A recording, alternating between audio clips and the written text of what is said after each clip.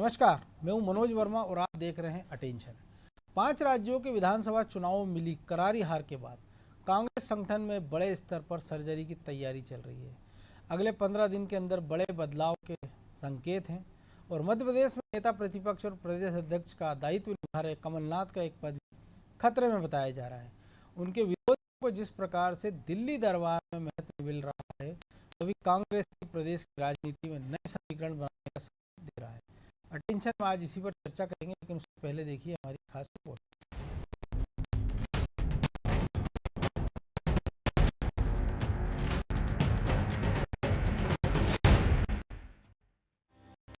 कांग्रेस इन दिनों अस्तित्व बनाए रखने के संकट से गुजर रही है।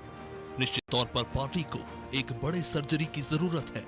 हाल ही में 5 राज्यों में मिली हार के बाद कांग्रेस में बड़े बदलाव की अटकलें हैं। आगे कई राज्यों में चुनाव है। ऐसे में कांग्रेस के आगे कई चुनौतियां हैं। एमपी में कमलनाथ के पद पर खतरा मंडराने लगा है, तो कई राज्यों के प्रदेश अध्यक्ष बदलने की भी तैयारी है। आगामी विधानसभा चुनाव की लिस्ट में शामिल हिमाचल प्रदेश, कर्नाटक, राजस्थान, मध्य प्रदेश और छत्तीसगढ़ समेत तमाम अन्य राज्यों में संगठन को मजबूत करने के लिए कांग्रेस आला कमान के स्तर पर नई रणनीति पर काम चल रहा है। इसमें मुख्य रूप से हर राज्य में संगठन के भीतर नेताओं के आपसी टकराव को खत्म करने पर फोकस है। पंजाब और उत्तराखंड में जिस तरह से कांग्रेस की हार हुई, उसकी सबसे बड़ी वजह संगठन के भीतर आपसी टकराव को ही माना जा रहा है। चुनावी राज्यों में ये वाकया दोबारा ना हो, इसके लिए पार्टी के नेताओं को एकजुट करने की कोशिश हो रही है। कांग्रेस की ओर से कई राज्यों के महासचिव और सचिवों को भी बदलने की तैयारी है।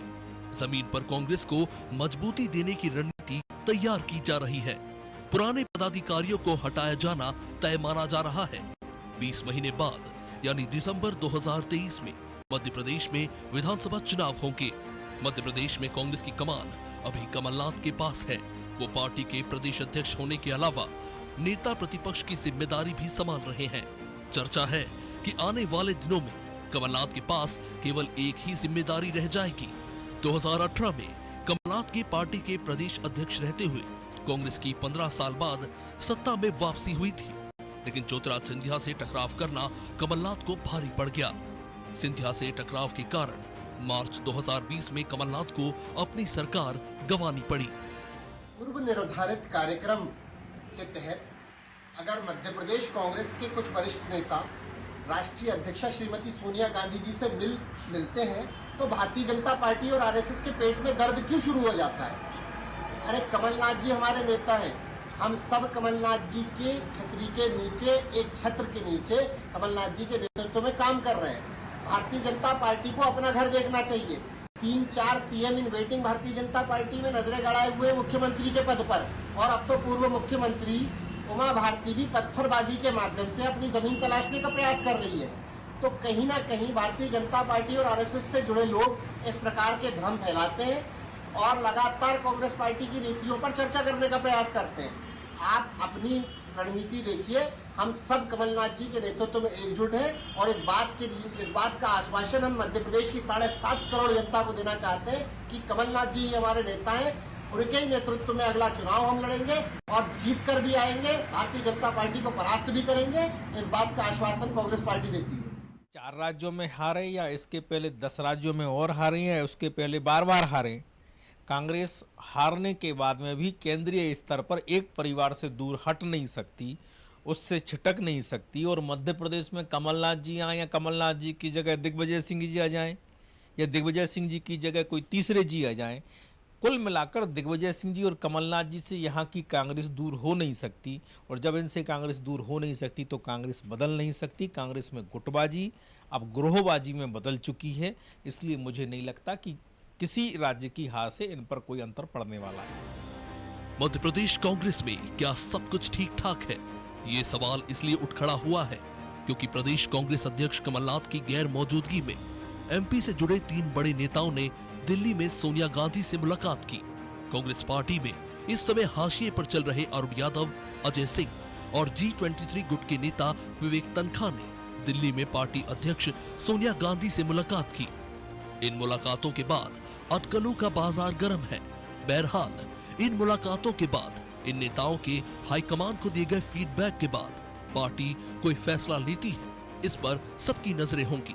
लेकिन ये तय माना जा रहा है कि 2023 के चुनाव से पहले बीजेपी के मुकाबले कमजोर संगठन से जूझ रही कांग्रेस में आने वाले दिनों में कोई बड़ा बदलाव जरूर होगा। ब्यूरो रिपोर्ट, अनादि टीवी।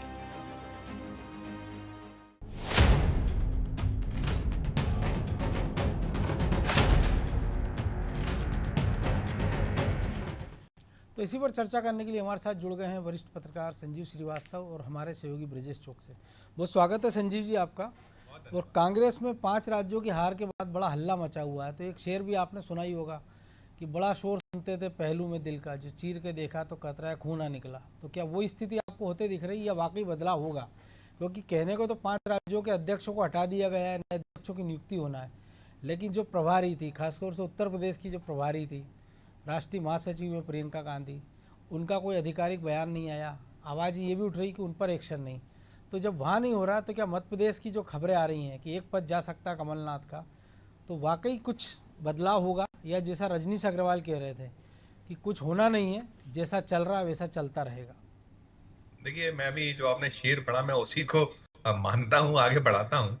मुझे लगता नहीं है जो मध्य प्रदेश में हालात है, निश्चित तौर पे कांग्रेस और कांग्रेस में गुटबाजी, गिरोहबंदी, कह लीजिए अलग अलग जो उनके छत्रपों का चलना होना, ये तो बहुत नई बात नहीं है, बहुत पुरानी है। लगातार कई हारें हुई हैं। आप 2000 जब 3 में सत्ता से बाहर हुए, 3 के बाद 3 से आपने 8 देखा, 8 से 15, 8 से 13 देखा, 13 से 18 देखा, तो सब कुछ चलता है। और इन सब के बीच में जो मध्य प्रदेश 18 के बाद 20 भी देखा। बिल्कुल बिल्कुल देखा आपने।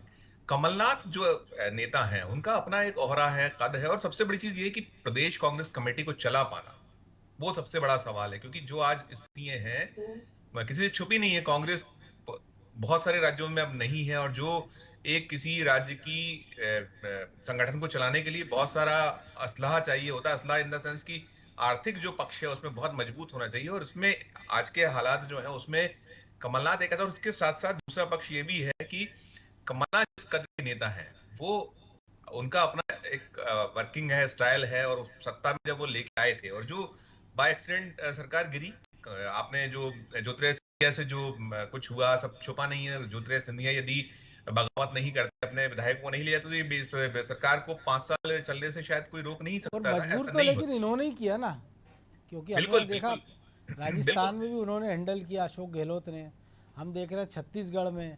लेकिन जो मध्य प्रदेश से उन्होंने सबक नहीं सीखा, और जो पंजाब में देखिए वही किया उन्होंने कैप्टन अमरिंदर के साथ।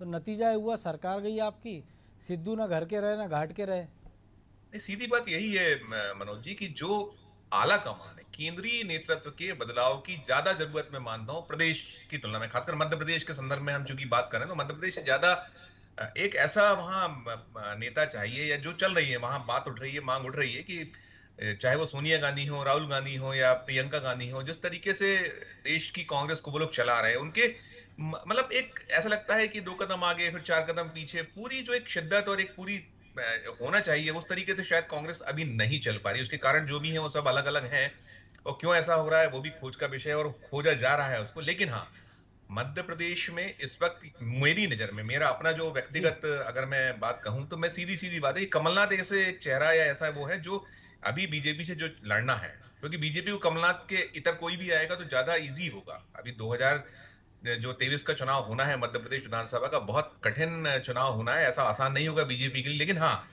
कमलनाथ को हटा दिया गया, कमलनाथ हट गए प्रदेश कांग्रेस अध्यक्ष पद से, तो मुझे ऐसा लगता है, मेरी ऐसी मान्यता है कि बीजेपी को शायद आसान हो जाएगा। तो ऐसे हालातों में अभी मैं नहीं मानता, या मुझे नहीं दिखाई पड़ता ये कुछ चल रहा है कि केंद्रीय नेताओं से मेल मुलाकात और संगठन स्तर पर कसावट होगी। जो भी यहाँ मध्य प्रदेश के प्रभारी हैं, हो सकता है उनको लेकर कोई बात हो, या और कोई इसमें एड ऑन किया जाए, कुछ प्रोग्राम सेंट्रल जो दे मध्य दे। प्रदेश के प्रभारी हैं वो तो खुद हरियाणा में जूझ रहे हैं। कभी वो कुमारी सैलजा से उनको जूझना पड़ रहा है, रणदीप सुरजेवाला से, भूपेंद्र सिंह हुड्डा से। यही तो दुर्भाग्य है मनोज जी की जो स्थिति है, उन सब के बीच में कमलनाथ जैसे कद के नेता, जिनका की एक अलग ओहरा कांग्रेस में संगठन में रहा है, और वो इंदिरा गांधी से लेके और अब तक, चाहे वो राजीव गांधी हो, चाहे बीच में और भी अध्यक्ष रहे हैं, और सबके बीच में बहुत समन्वय के साथ और बहुत उनका जो कार्य करने की शैली है, उसने कहीं भी वो नहीं छोड़ा। और मध्य प्रदेश में वापसी का जो सहरा उनके सिर बंधा था, और शायद यही वजह थी कि उनको ही मुख्यमंत्री पद दिया गया। सिंधिया ने भी पूरी मेहनत की थी, पूरे संगठन ने मेहनत की थी, सारे नेताओं ने मेहनत की थी, लेकिन आला कमान ने माना कि नहीं, शायद ज्यादा चूंकि हमने दांव उनके चेहरे पे खेला है तो हम उनको आगे बढ़ा दें। तो इन सब के बीच अभी मुझे लगता है 2023 तक मध्य प्रदेश में कोई बदलाव मैं नहीं देखता, चाहे वो नेता प्रतिपक्ष नेता। विधानसभा में बचा क्या है? विधानसभा 2-2 4-4 5-5 दिन चलती है, ऐसी कोई स्थितियां बची नहीं जिसमें आपको बहुत कुछ करना है। और उतने दिन भी नेता प्रतिपक्ष बैठते नहीं। वो कहते हैं क्यों बैठूं मैं, क्यों सुनूं अंदर। तो कुछ हो ये बिल्कुल इरिटेटिंग हो जाता है कई बार कि कुछ जो चीजें होती थी, अब आप चलाने की बात दोनों ओर से होती है, दोनों की रुचि नहीं है, सत्ता पक्ष की रुचि नहीं है। जिस तरीके से इस बार बजट पास हुआ, पहले भी ऐसी बजट पास हुआ था, पहले कोविड था, इस बार कोविड नहीं था, आपने बजट पास करा लिया। अभी पूरी शिद्दत और ताकत से पीसीसी को चलाने की जरूरत है, और पीसीसी को चलाने के लिए मेरी नजर में तो कमलनाथ से बेहतर अभी कोई विकल्प यहाँ मध्य प्रदेश में नजर आता नहीं है। दिग्विजय सिंह का जो वो है मिस्टर बंटाधार वाला, उन पे जुड़ा हुआ है, अगर उनको देंगे तो और नुकसान होगा। और उसके अलावा जितने भी कार्ड्स खेलने थे संजीव वो जी, कार्ड्स ये नहीं कांग्रेस लगता आपको कि पीसीसी चलाने के लिए हो सकता है कि कमलनाथ जी की मजबूरी बन गए हों, लेकिन यदि कमलनाथ जी ये कहें कि मैं ही अगला सीएम बनूंगा या भावी सीएम वही हूं, तो कहीं ना कहीं कांग्रेस को नुकसान तो होगा। बाकी के जो छत्रप हैं वो उतनी मेहनत नहीं करेंगे जो हमने 2018 में देखी थी। सबने एकजुटता के साथ चुनाव लड़ा था, तब एक कोई चेहरा नहीं था कि कौन सीएम बनेगा। उसको ऐसा भी कह सकते हैं जो कांतिलाल भूरिया कहते थे कि सबने मिलकर पहले भैंस बांधी, फिर दूध को लिए लड़ाई हुई। अभी तो वो भैंस बंधी नहीं है और लड़ाई चालू हो गई है। देखिए, तो बहुत पुरानी बात है। मुख्यमंत्री पद के दावेदार कभी कम कांग्रेस में रहे नहीं है, और जो कुछ होता है वो तो केंद्र से हो जाता है, पहले से सब सुनिश्चित होता है, तय होता है। लेकिन अब तो ये तय झगड़ा हो रहा गया है। है, मध्य और प्रदेश में तो तय कर लिया। दूसरी तो चीज ये ब्रजेश थी- जी, जो आप दोनों ने बात की, तो हमें हमेशा कहा जाता था कि बहुत मैनेजमेंट के मास्टर हैं, एक उनका ओरा है, वो हमने देखा 2020 में या उपचुनाव में या सरकार नहीं चला पाए। और एक और बात होती है कि पीसीसी कौन चलाएगा, क्योंकि आर्थिक स्थिति की बात होती है। तो अगर ये क्राइटेरिया है तो फिर अशोक सिंह को बना दीजिए, आप गोविंद गोयल को बना दीजिए, दोनों संपन्न बड़े उद्योगपति हैं। तो अगर यही एक पैमाना है, या किसी बिजनेसमैन को दे दीजिए, भैया 5 साल के लिए लीज पर ले लो कांग्रेस, तो कर्मचारियों का खर्चा भी आप उठाओगे, सारा जो मेंटेनेंस है बिल्डिंग का वो आप देखोगे, जो प्रेस कॉन्फ्रेंस होगी, जो सब कुछ होगा वो आपको देखेंगे, और अगर सरकार बनी तो आपको इतना % शेयर हम दे देंगे। नहीं मनोज जी, मैंने इस पे बहुत साफ कहा कि आर्थिक पक्ष बहुत महत्वपूर्ण है। मैं इसीलिए कह रहा हूँ, तो क्योंकि लेकिन हमेशा इसकी वजह भी तो कांग्रेस ही है। इतने लंबे समय तक शासन करने वाली कांग्रेस अपने संगठन को मजबूत नहीं कर पाई, संगठन को इतना सक्षम नहीं कर पाई। हमने जवाहर वाला जो देखा है, वहाँ दुकानें आपने बेच दी हैं, किस तरह से वहाँ किराया आप ले सकते थे, पीसीसी पूरी चला सकते थे। एक उदाहरण है कि आप लेकिन विपक्ष में रहते हुए बीजेपी की बिल्डिंग देखिए, और सत्ता पक्ष में रहते हुए जो कांग्रेस ने इंदिरा भवन बनाया। बिल्कुल, तो जो कांग्रेस नेता जेब में भर के चले गए वो कहीं ना कहीं पार्टी को नुकसानदायक है। जो जब जेब में भरा है तो खर्च करना चाहिए। पार्टी यदि तय कर दे, आज सोनिया गांधी जी तय कर दें कि मध्य प्रदेश में इतने सारे विधायक हैं कांग्रेस के, सब 1-1 लाख रुपए जमा करेंगे। भाजपा ने भी तो कर दिया, उनके सांसदों में विधायकों से ले रहे हैं वो निधि। 1-1 लाख रुपए तो कांग्रेस नहीं कर सकती, दीजिए आप 1-1 लाख, उसके ब्याज से पीसीसी चल जाएगी। तो करना पड़ेगा, ये कौन करेगा, ये कोई मजबूरी नहीं हो सकती है। मुझे लगता है कि इसके लिए कांग्रेस को आगे स्टैंड लेना पड़ेगा कि भाई आप पार्टी की वजह से ही तो विधायक हो, पार्टी की वजह से ही तो सांसद हो, पार्टी की वजह से ही तो राज्यसभा सदस्य हो, तो क्यों नहीं 1 माह का वेतन दे दो। आप भाई वेतन तो दे ही सकते हो ना, दान कर सकते हो, तो इससे पार्टी का भला हो जाएगा। लेकिन ब्रजेश जी, उत्तर प्रदेश के नतीजे के बाद तो कांग्रेस ही कह सकते हैं ना कि पार्टी की वजह से हमसे पार्टी है, क्योंकि जो उत्तर प्रदेश के नतीजे बता रहे हैं, पंजाब के नतीजे बता रहे हैं, तो वो तो दूसरी ओर इशारा कर रहे हैं। निश्चित तौर पर पार्टी को मंथन करने की जरूरत है मनोज जी, और हम देख रहे हैं कि खुद कांग्रेसियों की आंखें पथरा गई हैं कि पार्टी कुछ तो करे, कुछ तो निर्णय ले, ऊपर से लेके नीचे तक तो बदलाव हो। क्योंकि अब एक राज्यसभा सीट खाली हो रही है तो कांग्रेस में हम उथल पुथल देख रहे हैं। अरुण यादव के सोनिया गांधी से मुलाकात के बाद हलचलें तेज हो गई हैं। अजय सिंह ने सोनिया गांधी से समय मांग लिया है। तो जो बाकी के जो दबे कुचले नेता हैं वो कहीं ना कहीं सिर उठा रहे हैं। तो कमलनाथ के लिए एक तरह से चुनौती तो है ही। यदि आप सिर्फ कांग्रेस चलाने भर से कुछ नहीं है कि आप अध्यक्ष बैठ गए, आपके खाते में 2 साल में है क्या? आपने कौन सा ऐसा जन आंदोलन खड़ा कर दिया, कौन से ऐसे मुद्दे को आपने हवा दे दी? आप ना पीसीसी चला पा रहे हैं और ना आप नेता प्रतिपक्ष का दायित्व निभा पा रहे हैं। तो आप दो जो दायित्व लेकर बैठे हैं, तो मुझे लगता है कि केंद्रीय आलाकमान को इस पर तो विचार करना ही चाहिए। आप हो सकता है कि आपको लगता है कि कमलनाथ ज़्यादा बेहतर अध्यक्ष साबित होंगे, दूसरे अध्यक्ष किसी को बनाएंगे तो गुटबाजी बढ़ेगी, तो आप कमलनाथ को बरकरार रखिए, नेता प्रतिपक्ष दूसरे को बना दीजिए। कम से कम सदन में भी सरकार को घेरते हुए हम देख सकें विपक्ष को। और सड़क पर आंदोलन करने के लिए आपको एकजुट होना पड़ेगा। जो स्वयं घोषित कर दिया है ना कमलनाथ जी ने और कांग्रेस ने कि मैं ही अगला सीएम कैंडिडेट हूं, तो मुझे लगता है इससे जो छत्रप हैं, जो पूरी मेहनत करते थे, जो सब एक साथ मिलकर जो चुनाव लड़ाते थे और सोचते थे कि हमारी सरकार बनेगी, तो कोई सीएम की लाठी, हर आदमी को, जो राजनेता होता है, खासकर बड़े नेताओं की जो बात कर रहे हैं मनोज जी, कांग्रेस में हर व्यक्ति सपना देखता है। क्या ज्योतिरादित्य सिंधिया ने सपना नहीं देखा था? सचिन पायलट सपना नहीं देखता है? हर राजनेता जो और ज्यादा बेहतर सक्षम है उसको सपना देखने का अधिकार भी है। तो कांग्रेस में ऐसे बहुत सारे दावेदार हैं, चाहे अरुण यादव को देख लीजिए, वो भी जोर लगा रहे हैं। अजय सिंह अभी पीछे हटने को तैयार नहीं है। आप एक चुनाव हारने से क्या आप ये साबित कर लेते हो कि वो दौड़ से बाहर हो गए? निश्चित तौर पर नहीं हुए। और नई जो जनरेशन आ रही है, बहुत सारे नेताओं के लिए तो सुरेश पचौरी या अशोक सिंह उदाहरण है। बिल्कुल।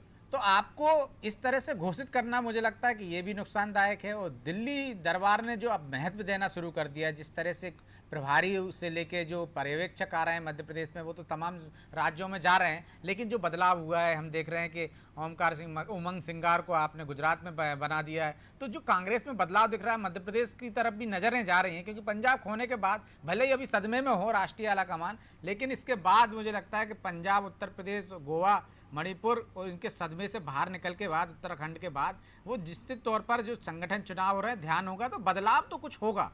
मध्य प्रदेश में ऐसा नहीं है कि दोनों पदों पर आप बैठे रहोगे। बदलाव आपको वैसे भी देखने को मिल रहा है। बीच में भी आप देखिए, आप कि महिला कांग्रेस की अध्यक्ष को आपने हटा दिया, तो अब आपको अमूलचूल यदि चुनाव में जाना है तो अमूलचूल बदलाव करना ही पड़ेंगे। हटा तो उन्होंने खंडवा चुनाव के बाद 2 अध्यक्षों को भी दिया था, लेकिन उनकी नियुक्ति नहीं हो पाई। तो संजीव जी, एक और बात है कि जो ब्रजेश जी ने भी कहा है कि जिस प्रकार से अजय सिंह ने समय मांगा है, विवेक तनखा की मुलाकात हुई है, अरुण सिंह की मुलाकात हुई, और एक राज्यसभा की सीट खाली होना है, और एक ही राज्यसभा की सीट के कारण ही सरकार गई थी। तो क्या केवल एक सीट के कारण ये सारे विरोधियों की तैयारी आपको दिख रही है कि सक्रिय हो गए, या कुछ उसके आगे भी देख रहे हैं? क्योंकि जिस प्रकार से हमने देखा, विवेक तनखा ने पक्ष रखा था कश्मीरी पंडितों के मामले में राज्यसभा में, उसके बाद से अरुण यादव जिस प्रकार से मुखर थे, बीच में कई बार हुए भी, लेकिन मौके की नज़ाकत देखते हुए चुप भी हो जाते हैं, बोलने भी लगते हैं। दिग्विजय सिंह ने जिस प्रकार से उनको भोजन पे बुलाया था, वो गए नहीं, ये अलग बात है, लेकिन फ़ोन पे तो बातचीत हुई होगी उनकी, क्योंकि दिग्विजय सिंह कमलनाथ नहीं है जो अपने नेताओं के फ़ोन ना उठाए और लोगों को बताए भी कि देखिए मैं फ़ोन नहीं उठाता हूँ। देखिए, जो राज्यसभा की एक सीट रिक्त हो रही है, उसके लिए प्रयास तो सभी को करना ही चाहिए। जो भी अभी ऐसे लीडरान मध्य प्रदेश में हैं जिनका अपना एक कद रहा है, उन्होंने संघर्ष किया है प्रदेश में, कोई शक और शुबा नहीं है कि अरुण यादव ने बहुत किला लड़ाया था 2008 में जब उन्हें अवसर मिला था। अजय सिंह राहुल जब नेता प्रतिपक्ष थे, उन्होंने कोई कोर और कसर नहीं छोड़ी थी। तो ये तो है, हर आदमी प्रयास करता है। और दूसरी चीज, कुछ ऐसे परिस्थितियां बनी हैं जिसके कारण कमलनाथ से नाराजगी बढ़ती चली गई है। आप यदि हम चौधरी राकेश सिंह वाला उदाहरण लें, चौधरी राकेश सिंह ने हाउस में जिस तरीके से जब अविश्वास प्रस्ताव आया था, धोखा दे दिया था और वो चले गए थे, बीजेपी गोद में बैठ गए थे, उनको लाकर बैठा लिया। रीवा जैसे जो जहां से अजय सिंह राहुल आते हैं, तो बेशक कहीं ना कहीं अपना दुखड़ा तो रोएगा। वो कहते हैं कि धोखेबाजों को वापस नहीं लेंगे। बिल्कुल बिल्कुल, तो मैं वही कह रहा हूं कि आपको कहीं ना कहीं समन्वय बनाना पड़ेगा, स्थापित करना होगा अपने जो आपके कार्ड्स हैं। उन्होंने उस उपचुनाव में भी दिया था 28 सीटों में, और फिर सतीश सिकरवार से लेके प्रेमचंद गुड्डू जैसे तमाम सारे लोग जो कि उनको धोखा देके गए थे या दूसरी पार्टियों से, उनको आप आयातित करके ले आए। ये तो कांग्रेस में बहुत शुरू से है। कांग्रेस में तो ये देखा जाता है कि वो लोहा काटता है। वो देखता है कि जब एक कोई ऐसा व्यक्ति सिर उठा रहा है जो कल हमारी लिए बन सकता है, उसको काटने, उसको अगर हम सरल भाषा या जो एक बोलचाल की भाषा के निपटाने का प्रयास सदैव होता है। अब ये तो बीजेपी भी इससे अछूती नहीं है, लेकिन हाँ, ये वक्त ऐसा है कि अब ये जो 1.25 साल बचे हैं आपके सामने, दिसंबर के पहले चुनाव हो जाने हैं, तो जुट जाना होगा पूरी ताकत से। और अगर बदलाव करता है केंद्र तो करता रहे, लेकिन बहुत शीघ्र करना होगा, जल्दी करना होगा, देरी करने की आवश्यकता नहीं। देखिए, बीजेपी सब कुछ होते हुए आज बीजेपी पूरी शिद्दत से जुट चुकी है चुनाव में। आप पूरे चुनावी मोड में, चाहे वो सरकार हो या संगठन हो, बीजेपी का फुल इलेक्शन मोड में मध्य प्रदेश में नजर आने लगा है। अभी पचमढ़ी में चिंतन मनन हो रहा है, वो सब दिखलाई पड़ रहा है किस तरीके से। आज कांग्रेस तारीख पर तारीख देती जा रही है कि सदस्यता कांग्रेस अभियान की तारीख दी जाती है। ये इससे उभरना होगा। लेकिन हाँ, इन सब के बीच में आपके पास में ऐसा एक नेता जरूरी है, तारीख ही है कि 15 दिन के अंदर होगा। नहीं, साथ लेके चलना पड़ेगा, आपको साथ लेना होगा, कार्यक्रम बनाना होगा आपके पास में। और वो फिर अंत में वही आता है कि भाई आप कार्यक्रम बना लीजिए, उसको इम्प्लीमेंटेशन कैसे होगा, उसके लिए धन की व्यवस्था कहां से होगी। केवल प्रोग्राम बनाना है कागजों पर। जैसे ये कमलनाथ भी अभी कटघरे में खड़े हुए हैं कि जब आपने घर घर चलो अभियान बनाया, वो आपका टाइम फिक्स हो गया, उसमें बहुत थोड़ा सा लेकिन बहुत सारे नेता ऐसे भी है ना संजीव जी, जो खुद के दम पर कर सकते हैं। जैसे जीतू पटवारी है, अरुण यादव ने प्रयास किया था ट्रैक्टर रैली के माध्यम से, लेकिन आपने उनको करने नहीं दिया। तो जरूरी नहीं है कि आप ही के धन से सब कुछ होना है, नहीं, आप निश्चित, फ्री मैं हैंड आपसे- देकर मैं- देखिए, मैंने आप अकेले उनको अपने अपने जिम्मेदारी क्षेत्रों में बांटकर भी करवा सकते हैं। बांटिए। मैंने अकेले कमलनाथ, आप दीजिए ना प्रोग्राम है, कांग्रेस में बहुत ऊर्जावान नेता हैं बड़े, और उनके पास में आर्थिक जो पक्ष है उनका वो भी बड़ा मजबूत है। आपने नाम लिया जीतू पटवारी है एक चमत्कारिक, उसके पास में, उनके पास में शैली है, वो अलग तरीके से अपने आप को, लेकिन हाँ, आपको फ्री हैंड देना होगा, सबको मिलजुल कर आपको बांटना होगा, आपको टुकड़े अलग अलग करने होंगे कि ये तुम्हारा क्षेत्र, ये तुम्हारा क्षेत्र, उनको उन पे भरोसा करना होगा। और तो ये ब्रजेश भरोसा जी, जब तक नहीं करेंगे तब तक आपकी वापसी सत्ता में हो पाएगी, मुझे ऐसा लगता है। तो ब्रजेश जी, हमने दो चीज़ देखी। उत्तर प्रदेश के नतीजे बताते हैं कि महिलाओं ने बीजेपी को वोट किया और उन्हीं महिलाओं ने कांग्रेस को नकार दिया, जिसने 40% वोट कांग्रेस जो उम्मीदवारी दी थी 40%। मध्य प्रदेश में हम देख रहे हैं कि मुख्यमंत्री का फोकस फिर उन योजनाओं पर जो महिलाओं से सीधे जुड़ी हुई हैं, चाहे मुख्यमंत्री तीरदर्शन योजना हो, लाडली लक्ष्मी हो, या मुख्यमंत्री की ओर कन्यादान योजना हो। ऐसे में अगर बदलाव हो भी जाता है मध्य प्रदेश में, कांग्रेस में मान लीजिए अध्यक्ष नया आ भी जाता है, तो एक बड़ा संकट इस बात का रहेगा कि संगठन आपका कहाँ है। क्योंकि उत्तर प्रदेश में पार्टी ने इस चीज़ को देख लिया है कि आपका संगठन नहीं था, हवा में आप चुनाव लड़े, नतीजा ये हुआ कि 2.5% वोट पे आप सिमट गए, 2 सीटें आपके हिस्से में आई। तो मध्य प्रदेश में अगर आप बदलाव कर भी देते हैं तो एक उस जो भी नया अध्यक्ष आएगा उसके पास समय चाहिए, क्योंकि अगर वो कमलनाथ जैसा नहीं है या सिंधिया थे तो ठीक है, आपको मई में बनाया और दिसंबर में सरकार आपकी बन गई थी। अब वो स्थितियाँ नहीं हैं, तो फिर पहले तो संगठन को दुरुस्त करना होगा। तो ऐसा युवा ऊर्जावान आदमी को ऐसा चेहरा चाहिएगा जो पूरे मध्य प्रदेश को मत दे, दिन रात एक कर दे वो। देखिए मनोज जी, पार्टी संगठन को कैसे करेगी? संगठन नाम की कोई चिड़िया तो है नहीं, उनका कोई कैडर तो है नहीं है, उनके तो नेता के पीछे चलने वाले कार्यकर्ता हैं, जो उनके समर्थक हैं, जो उनके वफादार हैं। आप उनको कई नाम दे सकते हो, यदि कांग्रेस की भाषा में बोलें तो पट्टे हैं, तो गुर्गे हैं, तमाम तरह की जो जिसकी इच्छा हो, लेकिन वो है नेता के वफादार।